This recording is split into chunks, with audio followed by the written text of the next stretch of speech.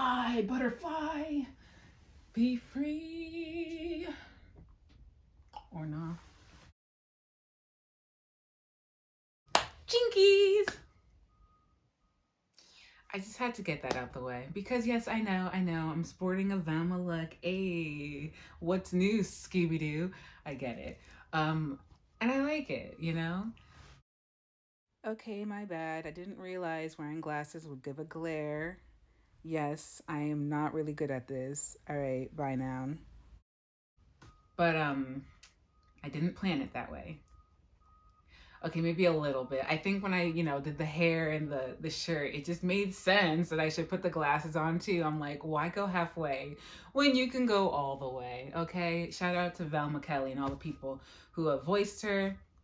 First of all, Velma Kelly is a completely different character, so that's embarrassing. I don't think I know Velma's last name. Let me find it. What's Velma's last name from Scooby-Doo? I hope it's not Velma Doo. Here's what I found from Wikipedia.org. Oh. Velma reveals the truth that her real last name is von Dinkenstein, which her great-grandparents shortened to Dinkley when they moved in from the old country. That makes sense because von Dinkenstein did not sound familiar. But yeah, Dinkley does sound familiar. Cool, thanks Siri. So, okay, Velma Dinkley, right? Shout out to Velma Dinkley and all the people who have played her and voiced her because Scooby-Doo was very much a part of my past. Low-key my present because Simple Plan's version of the theme song is a bop and it's on my phone because it's that good. What's in Scooby-Doo? We're gonna follow you. We're coming after you. Anyway, whatever. Not the topic of today. But first of all, welcome to the Forest Party of 1.5 and you. Let's just jump right into it. Today, I want to talk about the importance of sharing God's word, which is obviously very important. My demographic that I'm talking to, obviously Christians. Unless you're not a Christian and you just want to hear, hi, welcome. How are you doing? But I'm obviously talking to people who know the Lord. Obviously, the most important message of the Bible is understanding that God. I have a very weak pinky. Understanding that God sent his son to die for our sins, being the final and only atonement needed for direct access to him and to receive salvation. Jesus now acts as an intercessor for our faith, and because of his death, we have entry into heaven now, which I'm thankful for. Thank you, Lord Jesus. And that is the most important message of the word, and believing in that and following him, of course, is the number one call to action.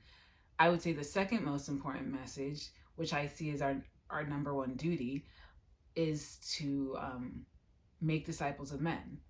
He calls for us to share our testimony and share the good news being the gospel being that Christ died for us. For God so loved the world as to give his only begotten Son, that whoever believeth in him may not perish, but may have life everlasting. That is that verse, and it's the truth. And that's our call to action, to tell people about Christ, because believing comes by hearing, and not just hearing it, but hearing and taking heed of that. So in order for people to get there, we need to do our part. And it's funny too, because whenever I read the Bible, specifically obviously reading the New Testament, when they were told to go forth into the world and spread the news, that is very much all of what they're doing, defending the faith and spreading the faith. And obviously it'd be a wild claim to make to say we're not doing that today. We are. I'm sure people still talk to people about Christ, for sure. Dare I say maybe we don't do it as often as we should. I can't speak for everyone because I'm just one person. I only know what's in my mind. I know about my friends, and along with myself, I know that there are moments we let slip up without taking a chance to tell people, whether it be people we are seeing at work, our friends, our classmates, whoever those people are. So I just want to talk about that because I know the world we live in. I know the culture we have in America. I can't speak for the world, but I know for sure in America, the culture we're dealing with here, specifically in this day and age, how things are a bit tense for various reasons, but one of which kind of deals with religion. So I have some bullet notes. like I said, creating opportunities. For me personally, I know, I feel so bad, and I've prayed to God for forgiveness for this. But I definitely see that back in the day, I was very much still on that milk part of my faith. And thankfully, by God's grace, I've grown, and I have a lot more growing to do, but I have grown. And I look back and I think of the very many times I have let moments slip up and not told my friends or classmates about God. Not to say that I never did, but like when it came to it, if someone straight up asked me, do I believe in God? I said yes. That's not sharing the good news. That's just, affirming your own personal faith. But I wasn't afraid to like let people know that I was Christian. I don't think I did a whole lot of I don't want to use the word preaching, but like sharing. I don't think I did a lot of sharing. I did a lot of defending on my own faith. Like, yeah, I believe in God. Yeah, I still go to church. No, I don't think that's weird that I go to church. Because I don't know if it's different now, but back then there was a certain age you got to that people were like so proud that they got to tell their parents, no, I don't want to go to church. And that's between them and their families. But I didn't think that was something for me, obviously not something to boast about because I wanted to go to church anyway. But I know it was like a thing to like finally not have to go to church anymore. I wanted to go to church. Sunday school, technically. I wasn't in church just yet. Only because I'm Nigerian, so we went to a Nigerian church, and I don't speak Igbo that well, so it wouldn't do me any good. So I did more in Sunday school, helping the teacher out, than I did in church. Anyway, so yeah, and so I can imagine, I remember certain moments where I did talk to my friends about Christ. We just went into those conversations. It wasn't like me redirecting the conversation there. They either brought it up or asked me specifically. And that's great, that counts. But I feel like, I think about the different times in the New Testament where Paul took the initiative to make that conversation. And I understand the fear in that. You don't want to be labeled as a Bible thumper. You don't want to be labeled as shoving it down someone's throat. You don't want to be labeled as the Jesus freak. I get it, but I also can't agree with it. Not fully. So I don't think you're at risk of being labeled any of those things if you do if you share the word in a specific way.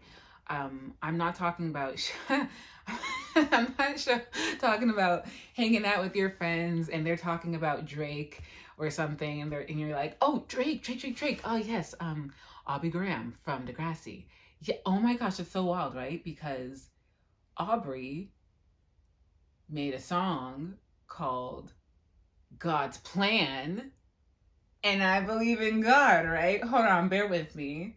Let me tell you about Christ. It's not like forcing every conversation to come back to that, but there's ways you can still do it that makes sense. Like, for instance, and I'm kind of guilty because I haven't really done anything with my personal situation that I'm about to explain right now, but it would be an opportunity. I feel like there's an opportunity I can create in this situation, and I'm still planning on doing it. I just haven't found the right time yet, because we don't work together that often. But there's a girl I work with. She very often talks about how she feels like it's all for nothing. She talks about how, it's just, how do I describe it? I don't want to use the exact words, but it's just the grander sense of how she feels like there's no point in what we're doing. And she feels like it all ends in nothing and we all come to nothing. And she's not a depressed person at all, but actually on the flip side, she's very much new agey, and she's into crystals, and she's into, she took me to, what are those stores called? I don't remember the name, but it's those stores that have like those oils, and there was all sorts of like spiritual books there. And as a Christian, I'm not worried about walking into those stores. It's not like anything can happen to me. If you guys are like, oh, you went with her? I'm like, yeah, I went with her. I know I'm not buying anything for myself there. And I feel like in general, which I'll probably touch on later, if you want to speak to somebody about what you're into, I think it's only fair to get into what they're into as well. You don't have to participate in it, but at least understand where they're coming from and what they're about. And so I just felt like in my heart, not right away, but over time, I kind of got the picture that this is a discussion she wants to have, not necessarily to hear about Christ, but talk about those themes, about existentialism and, what it all means. And if I hearken that call, then I have an opportunity. And if she shows me right away, like, oh, I don't want to talk about that, then fine. It says in the Bible, if they're not trying to hear it, dust your shoulders off and walk away. Actually, I think he said dust your feet at the door. But we're going to borrow from a rap song here. And we're going to dust something and we're going to walk away, because that's what he instructed us to do. We're not supposed to shove it down their throats. So again, like I said earlier, yeah, people might say that's what you're doing. You're not, if you do it in the proper way. That's one way about it. In fact, I had another friend who, boy, she is a very, very, very negative person. Like, almost a caricature that you would see on TV of someone who's just purposely and negative all the time. And I know some of her other friends, we have mutual friends, and it's like a common theme we talk about with her, like how she's just very dismal all the time, to the point where I'm actually not really, I don't talk to her much anymore, because there's only so much of that I could take. And the reason why I wanted to remain friends with her for some time is because I figured, let me find a way to like talk to her about Christ. That's not to say that she'll hear it and be like, oh my gosh, I have a reason to live or something, and make an upward progression. There's no guaranteeing that, but I would feel on my own accord guilty if I see this, again, opportunity, and see this, in a sense, need. Like, I feel like she needs that love, and I don't know what her home life is like, but I felt like it's something that I would feel guilty if I didn't make sure on my end that she heard about this good news. And again, I didn't stuff it down her throat. I made it clear. I don't even think I got that far. I just, well, how did I even? Oh, that one I did have to take the plunge and just kind of make the conversation, because I'd hung out with her like X amount of times and it had never come up. And I'm like, look, I tend to be non-confrontational at times. So I felt like there were moments where I was low-key encouraging her behavior, like I'm laughing along, or just, like, oh, haha, and not really saying it straight out, like, hey, even on a non-religious standpoint, the way you are is kind of extra. Like, dial it down. I never had that conversation. It was really weird. I didn't know how to have that type of conversation. But I said, let me just go for it. And so we were talking and walking, and I was like, so what do you think about God and Christ? And right away she was like, no. She just shut it down. She's like, I don't like being told what to do. And not meaning me, but like the fact that in Christianity, you're kind of held to a different standard. So she was like, I don't like being told what to do. I don't like the idea of not having full agency over my life, or all that stuff, which is a common complaint, which I feel like I'll tackle in a different video. But yeah, so I pushed it a little bit more. It's not like once you hear no, you go running, but you still you just need to figure out where that boundary is and try not to push it, because you don't want it to be, listen to me, I'm talking to you about Christ, and you're going to sit down and you're going to hear it, whether you like it or not. Like, it's not supposed to be like that. So I poked it a little bit further. I'm like, okay, so gosh, it was a while ago, but I think I talked, to be honest, it's not exactly the way you're thinking about it. It's not a direct, do this, don't do that, blah, blah, blah. But like I said, I couldn't even get far. She was just like, nope, not trying to hear it. I don't want to. And I was like, all right, I respect that. And I let it go. And yeah, again, you can go ahead and take these initiatives and take those leaps and chances, and doesn't mean it will always turn out right in front of you. You don't know what's going to happen later on after you leave. Like he said, one person plants, Apollos waters, and I'm not Apollos, meaning that seed I planted, and who knows if I'm even planting a seed. I could just be watering it for all I know. We don't really know at what point in time we're coming into somebody's life and somebody's potential walk with Christ. So you just do your part and let it be. It's not your part to do the saving. It's just to do the sharing and sharing your testimony.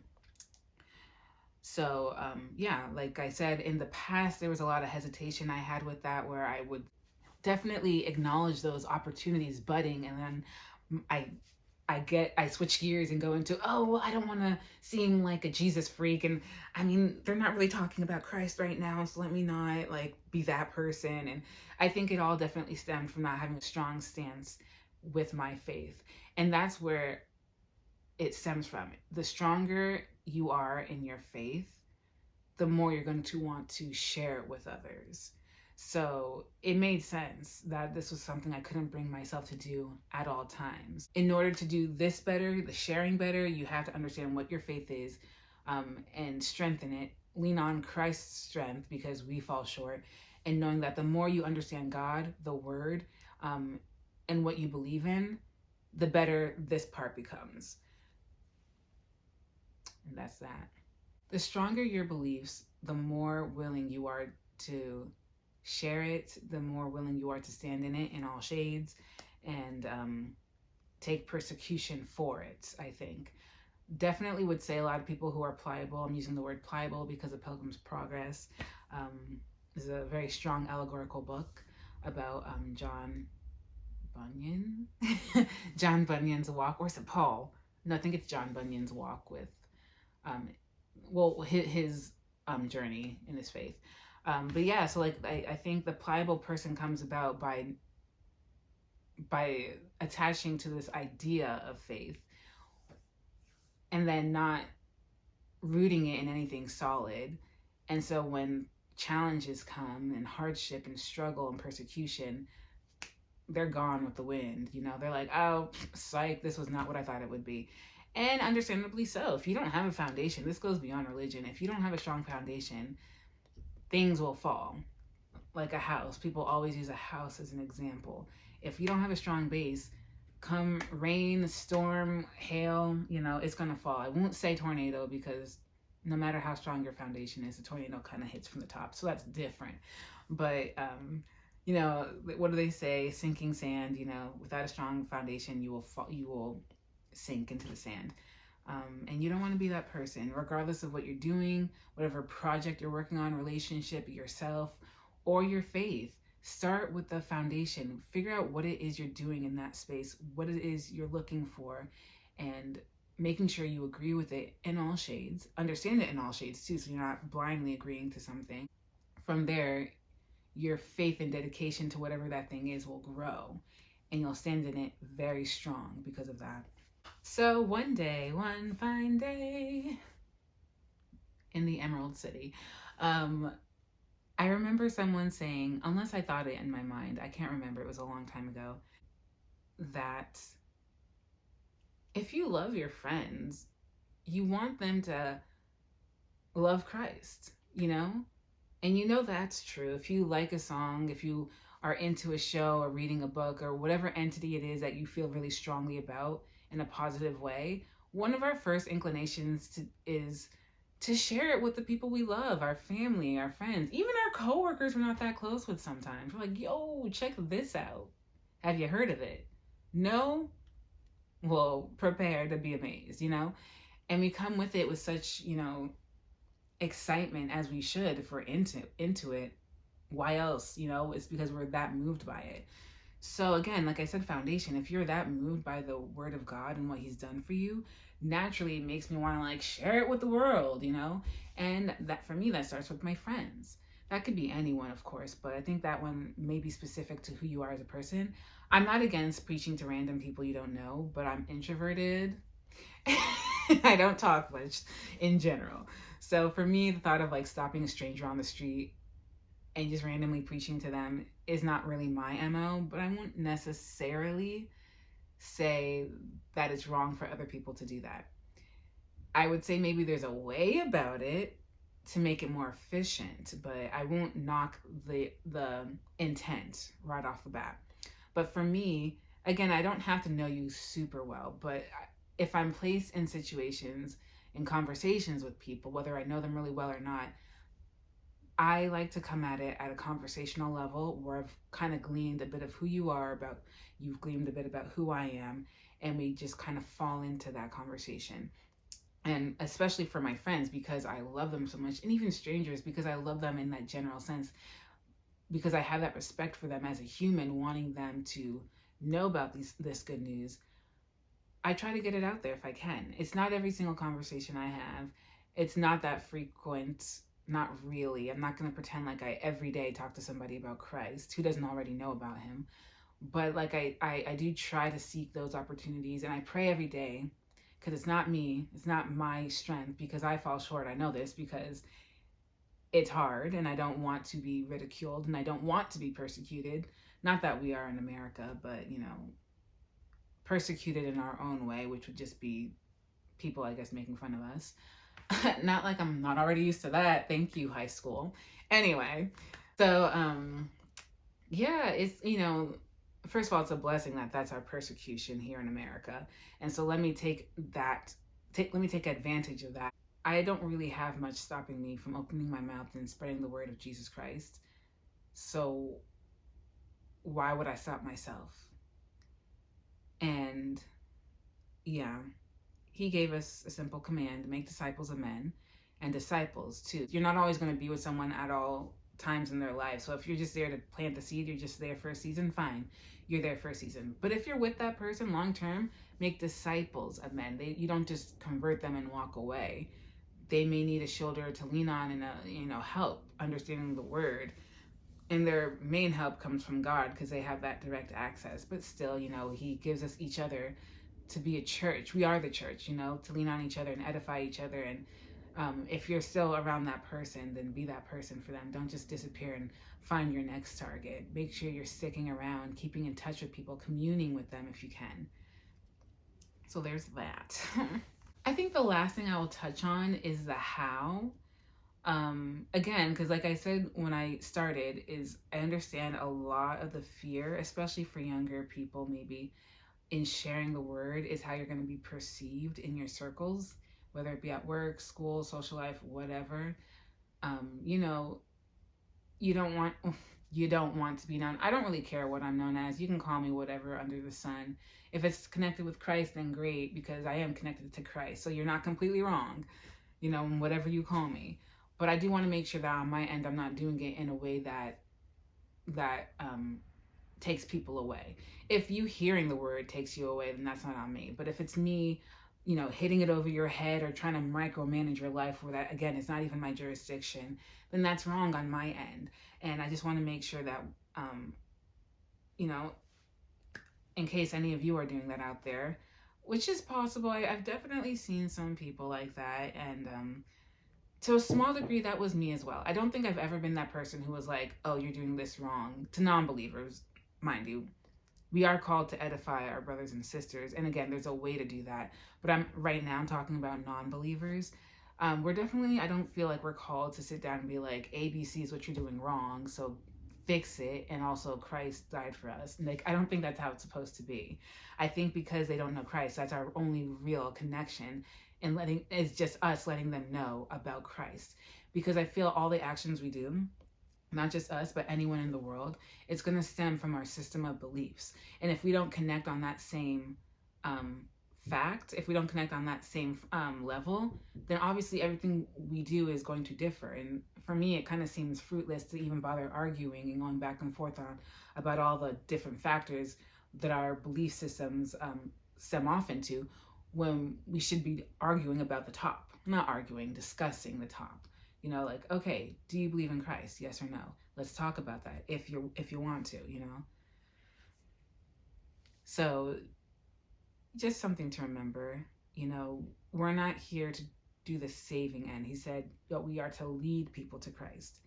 Sharing your testimony is a good way to start, is a big part of it. For me, for the longest time, I used to think like, oh, I don't have any crazy testimony story. Like, I hear some real, like, whoa testimonies. And I'm sitting here like, I grew up in a Christian family. And at some point I knew Christ, and I tried to value it without really meaning to. But it's not something to be devalued. As uneventful as it was, uneventful just in comparison to, like, what others have been through, sure, but not uneventful, because at the end of the day, I gave my life to Christ, and the angels and God up in heaven were rejoicing. They don't care that I didn't overcome some crazy hurdle. Bottom line is that I got saved by Christ's death, and I came to realize it, acknowledge it, and believe in it, and they're overjoyed. And that is completely, I'm losing all my words. And that's completely valid. That's fine. And again, you don't know what he's doing in a person's heart. You don't even know what they've specifically really been through. People only ever tell you what they're willing to tell. And sometimes you see things by chance, but you don't really know everyone's specific life through and through. And so just share what you have to share. And whatever part of that may resonate with them, maybe none of it. Maybe it's just part of the process. I don't know. God does that part on his end. So I let that thought leave me. But part of me was like trying to conjure up or trying to like phrase my testimonies in my mind in such a way that might seem cooler, but I had to let that all go because I'm like, that's not what it's about. This is not me. This is not about whose creative story does the most healing work. It's not about that at all. But it's just shared straight up. If it's boring or whatever, fine. Here's my story. I grew up in a Christian family. I think it was when I was 8 years old. I told myself one day, I think I was actually walking up the steps. Nope, maybe not. Maybe I was in my room. I don't remember. But I was just thinking to myself one day, I said, hey, this Christian thing is not going to be easy. You know, I'm reading these words and it talks a lot about persecution and people not liking you and the world being against you. And that's a really hard thing to deal with. And again, as an American, I understand we don't really have the hard end of that stick.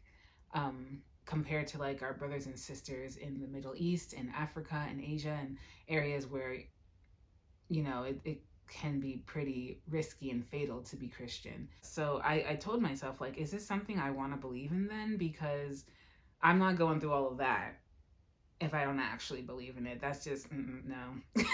It's not making sense to me. So I didn't have to read too much at that point because again, I grew up in the faith. So and we were pretty like through and through Christian household. We went to Christian school. We had Christian parents. We had Christian relatives. I'm pretty sure our neighbors were Christian. We went to Christian school, church on Sunday, chapel after that, Nigerian chapel after that. Yeah, I kind of knew the word, but knew it to an extent, of course, because I was 8 years old. So there's a lot of concepts I didn't truly understand, but I knew the big principles and message, and I knew enough to critically think about it. Like, the main gist of this word really comes into play after we die. So how does that work? How am I supposed to see if this is worth believing in if I have to die first, right? So is there anything that can speak to what I can see and experience beforehand? And I do want to also say this was not me wanting to be Christian. I didn't go into this saying, please give me any reason to hold on. No, I was just having a somber, sober conversation with myself like, hey, do I even believe in this? And is this something I want to adhere to? Because it's going to be pretty high stake living if I say yes and if I follow it. So I wasn't looking for the answer to be, yes, Jesus is real. I was just looking to see what I believed based on what the Bible said. So I think immediately the number one thing that came to mind was how he fills us with peace and assurance and joy let me back it up. Peace that passes all understanding. That's important. Joy throughout the pain and assurance and a hope in him. Granted, I was 8, didn't really live much, but still in my heart, the moment I thought of those things, I completely understood how much of that the Lord had done for me in my life. And I could also see in my family at large. I say at large because, again, I don't have access to my siblings and my parents' personal lives, but I could see it in my family and I could see it in my life. And I was like, no, there's no faking what I've been through and the things I felt. And, and I think it kind of just went from there because I think the way I understand it is once you kind of give him opportunity to show himself to you, you will see him. I think that's how I understand it. Like, okay, like, Lord, I'm trusting you here, And so that's where it started. I said, he gives us joy. He gives us peace that passes all understanding, because there's temporary peace, and a lot of people opt for that in different ways in this world. Pleasures, a lot of the time. We look for pleasures. And I think it's safe to say that most people understand that a lot of the pleasures we seek in this world are limited, they're finite, they're temporary. I think a lot of people kind of just dedicate their time to finding those pleasures, but not really finding anything that's long lasting. So that peace that passes all understanding resonates with me, and it calms me. And again, it's based off my faith in knowing that this world is temporary and that our true home is with Christ in heaven. So I kind of understand on that front too that I need to just remember that I need to keep my mind on Him. And that kind of takes off the pressure and stress a lot of the time, remembering that this too shall pass and I need to concentrate on seeking the kingdom. So for sure, um, that peace that passes all understanding was a strong one for me, and the assurance. Um, and again, I was 8, but I kind of understood in that moment. I was like, yeah, this is real. Yep. Okay, I've definitely seen His work in my life. And there's an experience in that, like a feeling in my heart where I just kind of knew, like, okay, this is not a blind faith. This is not an empty faith. This is a real thing to me. I don't have any tangible way to prove it, and that would be weird if I did, because why then would He call it a faith? Faith is things hoped for that are not seen. But I know what I've experienced, and I know what He has shown me. I can't show that to y'all, but I can only say that maybe if you let Him in your heart, like genuinely let Him in your heart, don't come in with your biases, like let Him show you who He is, then you will see Him. Whether or not you will still want to follow Him, that's up to you. Because from what I also understand is believing in God obviously is not enough. The demons believe in Him. The demons believe in Him. The devil knows of Him, and they tremble. But we also know that the devil is not following God. So it goes more than just believing and understanding that He's there, but it's giving your life to Him, your mind, soul, and body to Him, and living as a living sacrifice in His name.